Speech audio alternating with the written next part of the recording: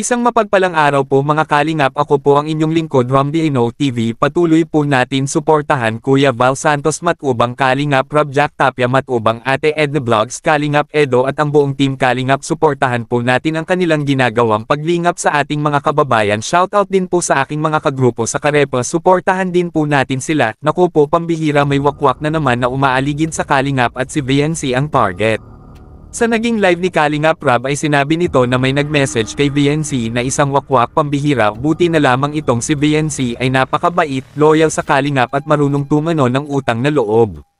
Tere, panoorin po natin ang video na ito mga Kalingap at huwag kalimutan mag-like sa ating video. So yun na nga po at may nakapagsabi lang sa atin, ito awareness lang naman po, kaya inopen ko na rin. Kung pwede na rin nating message sila, no? Kasi yun, may balak na naman daw pong wak-wak po. Kay Biancy naman po ngayon. Kay Biancy, nakaraan kay Medit. So, ayun, nakakausap ko po si Biancy about po dyan.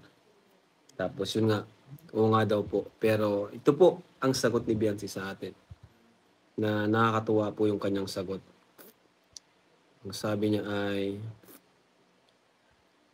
sabi ko kasi ingat sa mga nagme-message sa kanya, especially yung mga sponsor na gusto siyang tulungan na may kapalit o di natin alam kung anong di ba? Nangyari na po 'yan. Dito kay kay Marami na. Kay kay Jimel, Lola Damiana, kay Ate Maylin, kay Medit muntik na, no? Nangyari na po yan. So, itong pinaka-latest kay kaya ayaw ko na pong maulit yung nangyari. Kaya yun, medyo kinabahan din po ako kay Biancy.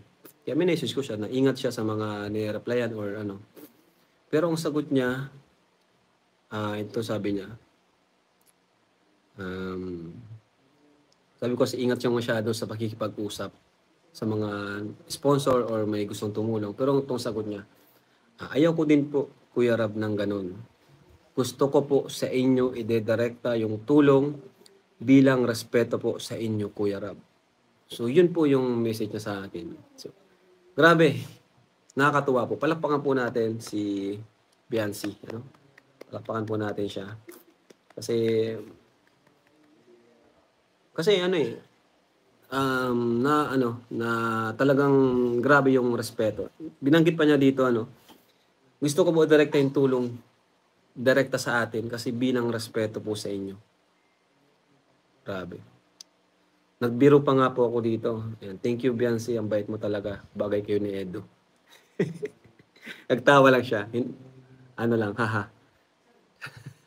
Pero joke lang yun, joke lang. So yun po, awareness lang po siyempre tayo yun na nating maulit yung nangyari, di ba? Ayun na nating maulit yung nangyari kay kasi matapos iangat or yun tunulungan, pero hindi naman natin masisi kasi wala tayong magagawa, yun yung kanyang desisyon. Respetuhin na lang po natin. So, yun yung reply niya sa akin. Ayaw daw niya. Ibig sabihin, ayaw niya mag-reply, ayaw niya mag-entertain sa mga ganon. No?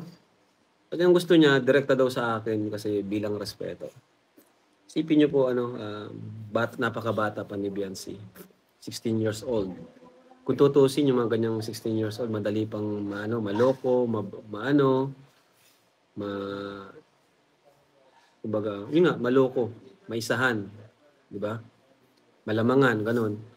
Pero matalino rin po si Biancy. Talagang tuwa nga ako sa reply niya eh. Kumbaga sa edad niyang yun, napakalawak na ng kanyang isip.